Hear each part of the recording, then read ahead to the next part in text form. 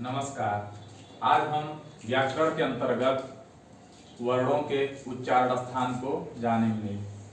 संस्कृत तथा हिंदी इन दोनों विषयों के संबंधित जो परीक्षाएं होती हैं, जैसे यूपी टेट, सी टेट या जूनियर एडेड हाई स्कूल वाला जो शिक्षक भर्ती आई थी, या टीजीटी पीजीटी, सभी में वर्णों के उच्चारण स्थान पूछे जाते हैं।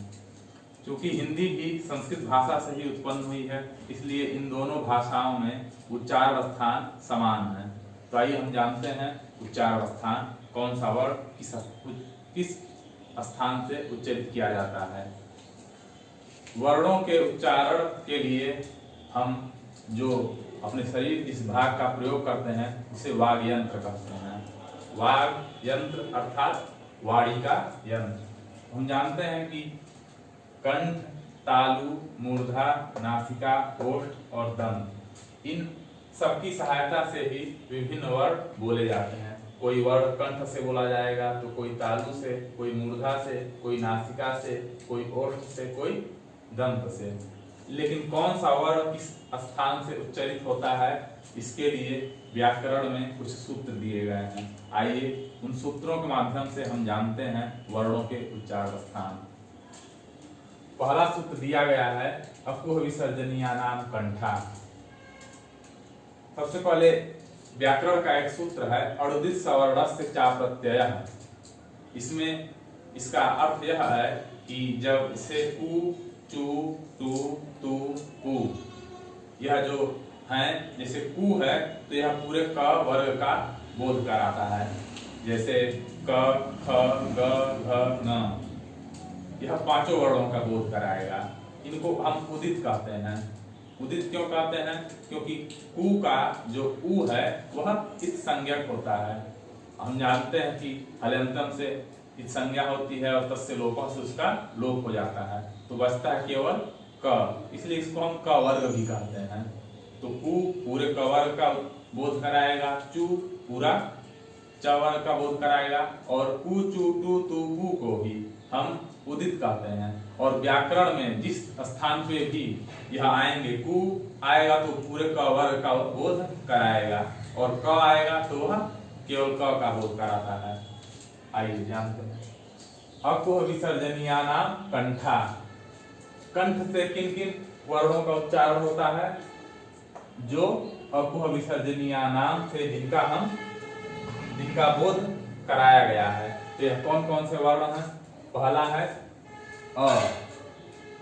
अ जो है अपने 18 भेदों सहित, हमने पिछले वीडियो में जाना है कि ह्रस्व, दीर्घ, प्लुत, उदात्त, अनुदात्त, स्वरित, अनुनासिक, अननुनासिक, इन सबके आधार पर स्वरों के 18 भेद किए गए हैं। तो अ जो है वह अपने पूरे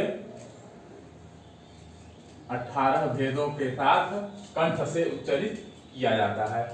दूसरा है कु।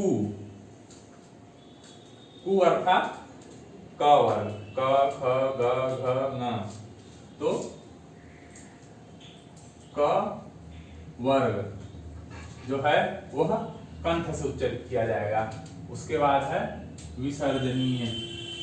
विसर्जनीयानाम अर्थात विसर्ग। जैसे कि हम संस्कृत में पढ़ते हैं राम, तो राम के बाद जो दो बिंदी लगती है उसे हम विसर्ग कहते हैं। तो विसर्ग अ अपने 18 भेदों सहित क वर्ग, क, ख, ग, घ, न और विसर्ग, इनका उच्चारण स्थान क्या हो जाएगा? कंठ हो जाएगा। तो जब पूछा जाए कि अ का या क का या ख का या विसर्ग का उच्चारण स्थान क्या है, तो हम कहेंगे कि यह कंठ से उच्चारित होते हैं, इसलिए इनको कंठ वर्ण भी कहते हैं।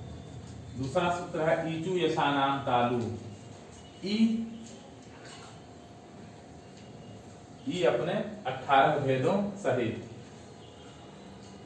तालु से उच्चारित किया जाता है। चू, चू अर्थात च वर्ग।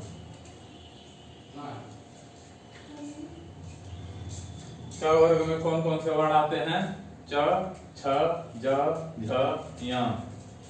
तो च वर्ग में जितने वर्ण आएंगे सभी तालु से उच्चारित होंगे। और यशानाम अर्थात य। यह 18 भेदों सहित। यह का उच्चार स्थान क्या है? तालु है। तीसरा सूत्र है ऋतु रसाणाम मूर्धा। पहला क्या है? री। री अपने 18 भेदों सहित मूर्धा से उच्चरित किया जाता है।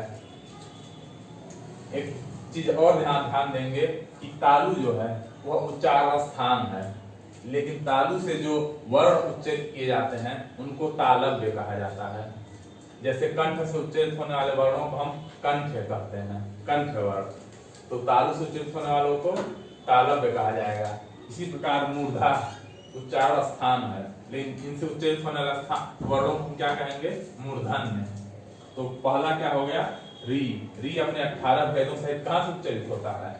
मूर्धा से, और यह मूर्धन्य वर्ण है। दूसरा क्या है? टू। टू अर्थात ट वर्ग, जिसमें ट, ठ, ड, ध, ड़ यह 5 वर्ण आते हैं। उसके बाद र, स, रसाणाम अर्थात र और श, यह कहां से उच्चरित होते हैं? मूर्धा से, और इनको हम मूर्धन्य वर्ण भी कहते हैं। फिर चौथा सूत्र है ऋतु लसानाम दंता। ली कहां से उच्चरित होता है? दंत से। ली का हम जानते हैं कि 12 भेद होते हैं। ली का दीर्घ नहीं होता, इसलिए दीर्घ के जो 6 भेद होते हैं, उदात्त, अनुदात्त, स्वरित, 3 अनुनासिक और 3 अनुनासिक, यह 6 भेद ली के नहीं होते हैं। इसके केवल ह्रस्व पाया जाता है। इस प्रकार इसके 12 भेद हुए। दूसरा टू। टू अर्थात त वर्ग। त वर्ग में कौन कौन से वर्ण आते हैं? त, थ, ड, ध, न। लसाना ल और स, ल और स, यह कहां से उच्चरित होते हैं? दंत से, और इन सभी वर्णों को हम दंत वर्ण कहते हैं। पांचवा सूत्र है उपुपमानीयानाम ओष्ठो। तो पहला क्या है? उ। उ अपने 18 भेदों सहित जो है वह ओष्ठ से उच्चरित होगा।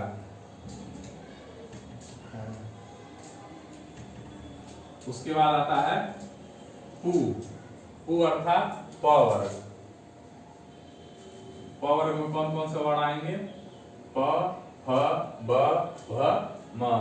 तो पूरा प वर्ग कहां से उच्चरित होगा? ओष्ठ से।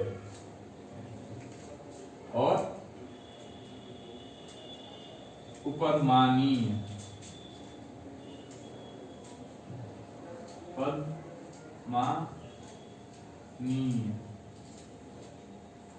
उपदमानीय कौन कौन से वर्ण होते हैं?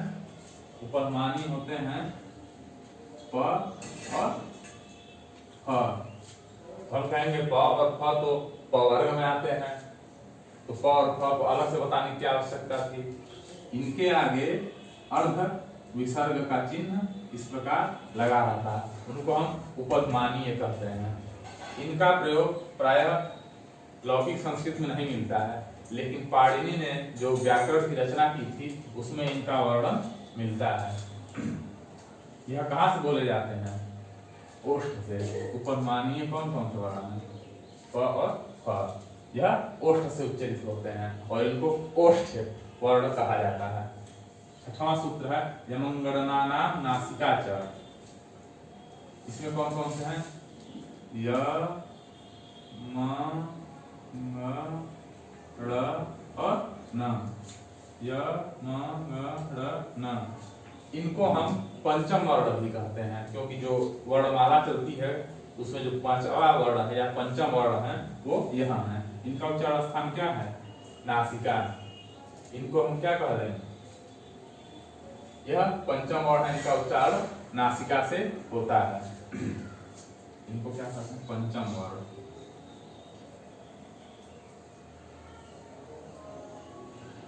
इनको हम पंचम वर्ण भी कहते हैं। इसके बाद सातवां सूत्र है ए दैतो कंठ तालु। ए और ऐ देखिए दग्ध आई है ना, ए और आई, इनका उच्चारण स्थान क्या है? कंठ तालु। ओ दौतो कंठोष्टम, अर्थात ओ और औ का उच्चारण स्थान क्या हो जाएगा? कंठोष्टम। वकारस्य दंतोष्टम, वकारस्य अर्थात व का उच्चारण स्थान क्या होगा? दंत ओष्ठम, अर्थात दंत और ओष्ठ। जिह्वा मूल्यस्य जिह्वा मूलम, जिह्वा मूलीय वर्ण जो होते हैं उनका उच्चारण स्थान जिह्वा का मूल भाग होता है। इसमें कौन कौन से वर्ण आते हैं? क और ख, परंतु इनके आगे भी इस प्रकार अर्ध विसर्ग का चिन्ह लगा होता है। यह भी प्राय लौकिक संस्कृत में नहीं पाए जाते हैं। इनका प्रयोग पाणिनि ने अपने व्याकरण में किया है। नासिका अनुस्वारस्य, अनुस्वार क्या होता है? जैसे हम कोई वर्ण बोलते हैं, जैसे कि हो गया राम, इसके ऊपर हम बिंदी लगा देते हैं, इसको हम क्या कहते हैं? अनुस्वार। जैसे किम, किम के ऊपर जो बिंदी लगती है उसे हम क्या कहते हैं? अनुस्वार। इसका उच्चारण स्थान होता है नासिका। अब एक प्रश्न यहाँ उठता है, ए का कंठ और तालु दो स्थान क्यों है? ओ और औ का उच्चारण स्थान कंठ और ओठ क्यों है? तो आइए जानते हैं। हम जानते हैं ए स्वर जो है यह संयुक्त स्वर होता है। यह किससे किससे बना है? अ और ई से। अब अ का उच्चारण स्थान क्या होगा? अकुह विसर्जनीया नाम कंठा, तो अ का हो गया कंठ। ई का उच्चारण स्थान क्या होता है? ईचु यथा नाम तालु, ई का स्थान क्या हो गया? तालु। तो ए का स्थान क्या हो जाएगा? कंठ और तालु मिलकर क्या हो जाएंगे? कंठ तालु। इसी प्रकार ऐ है, ऐ किससे बनता है?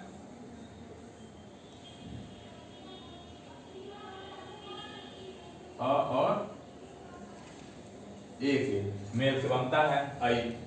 अब अ का उच्चारण स्थान क्या हो गया? कंठ हो गया। और ए का उच्चारण स्थान क्या है? कंठ तालु। तो कंठ इसमें भी है, इसमें भी है, तो दोनों कंठ एक साथ हो जाएंगे और तालु। तो ए और ए का उच्चारण स्थान क्या हो जाएगा? कंठ तालु।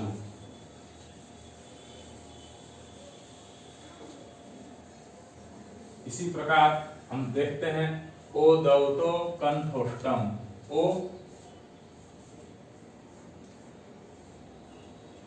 ओ का उच्चारण स्थान क्या है?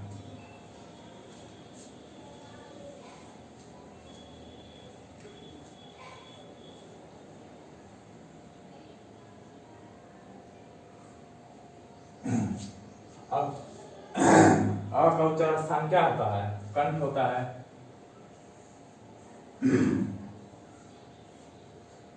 और उ का उच्चारण स्थान ऊपु पद्मानिया नाम ओष्ठो। उ कहां से उच्चारित होगा? ओष्ठ से। तो ओ का उच्चारण स्थान क्या हो जाएगा? कंठ और ओष्ठ क्या हो जाएंगे? कंठ ओष्ठ। इसी प्रकार औ है,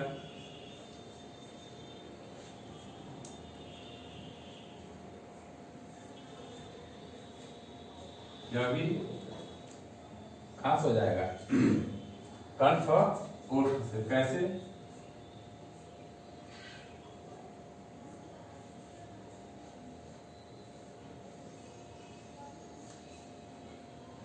अब अ का उच्चारण स्थान क्या होता है?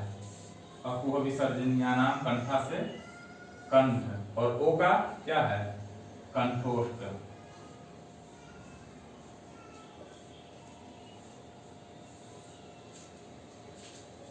तो इस प्रकार औ का भी उच्चारण स्थान क्या हो जाएगा? कंठ और ओष्ठ। कंठ और कंठोष्ठ मिलकर क्या हो जाएंगे? कंठोष्ठ।